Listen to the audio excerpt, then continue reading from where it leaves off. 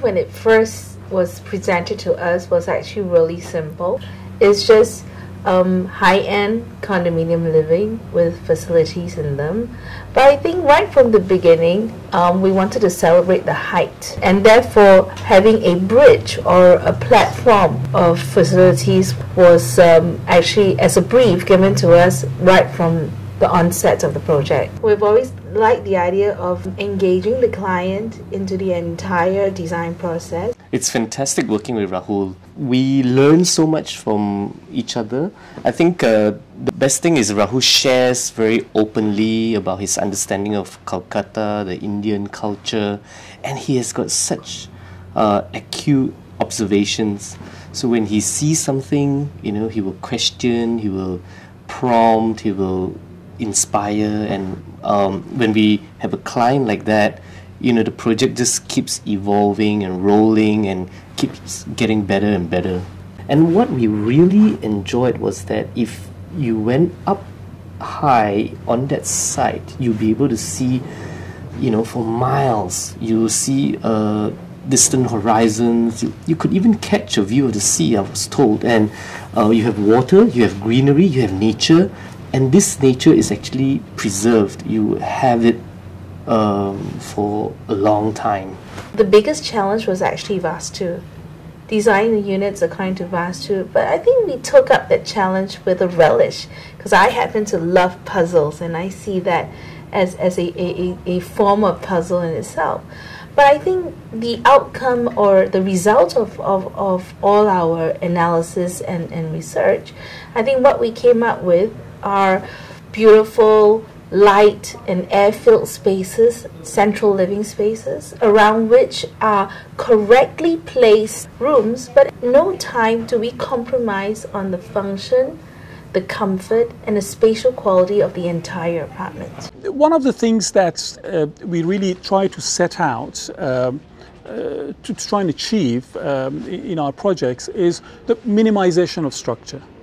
We don't like to have a structure which is cluttered with columns and walls and etc. Apparently unnecessarily. So we would generally in residential buildings definitely try to provide the structure around the perimeter of spaces so that the inside space is column free, so that it can be designed and redesigned into the future. We consider buildings, of course, as organic and live entities that people either they change their minds or the new future purchasers or future owners of a particular unit may want to change the interiors. So we try to put all the columns around the perimeter of spaces. This is what we've done in the case of Atmosphere as well. We have got large spaces. As residential buildings come, we've got fairly column-free spaces that within which a lot of freedom is offered to the designers now and into the future, to the owners now and into the future to redesign and reconfigure their units without affecting the structural frame at all. What struck me as really interesting while I was doing the unit plans was actually the idea that all the units might have a possible 3 generations living in one space itself. In providing for example, for the multi-generational living, we not only have one master bedroom especially for the duplex units, but we actually have 2 master bedrooms so that the elder parents can also have their own master bedroom rather than a tiny little room within the same apartment. The building itself, now the facade of the building, one of our major approach in designing building is to think of the facade as a filter. And the filter is something that we strongly believe that for a building it allows light to come in. It stops the heat from coming in, and it stops air or whatever that you have inside that is nice and cool from escaping. It stops the noise from coming in. Yeah. It's comfortable to be next to it. It's a filter. So we are essentially filtering the environment so that you're comfortable inside as well as outside. So the glass that we choose for the building, that's going to be important.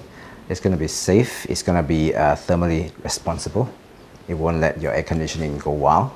It's going to be such that you'll be comfortable to be in and to look out. because there'll be less internal reflectance, so that at night when you stand there and you look out, you don't see yourself in the mirror or in the glass, but you see the rest of Kolkata. The living spaces or the living room spaces are also designed with a lot of flexibility, especially the single unit floor units actually have a very large living zone that allows the buyer to actually customize on how they want to use that space. So it's actually a combination of the dining area, the living spaces, the home theater, the family room, and all this is in one columnless free space that also has a direct link out to the terrace, which is always triple or quadruple volume. So it's a large open space, and what we envisaged was almost like a stacking of luxury bungalows, one on top of each other, to create the project atmosphere. Not just in design and technology. This project is a completely new paradigm in the Indian reality. We are taking customization to a completely different level in this project.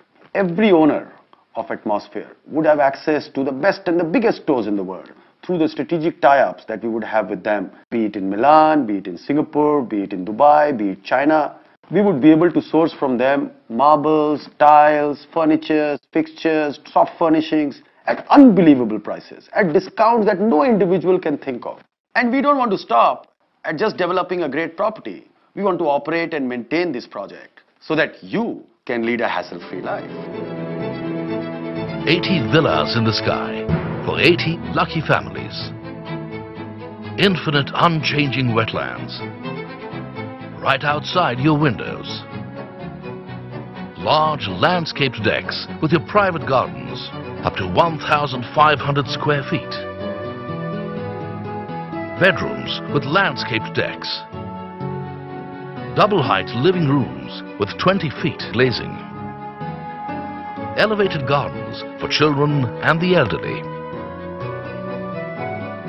Apartments like bungalows, private lift lobbies, entrance foyers, internal elevators,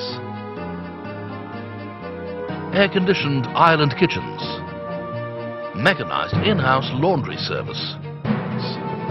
That's your atmosphere.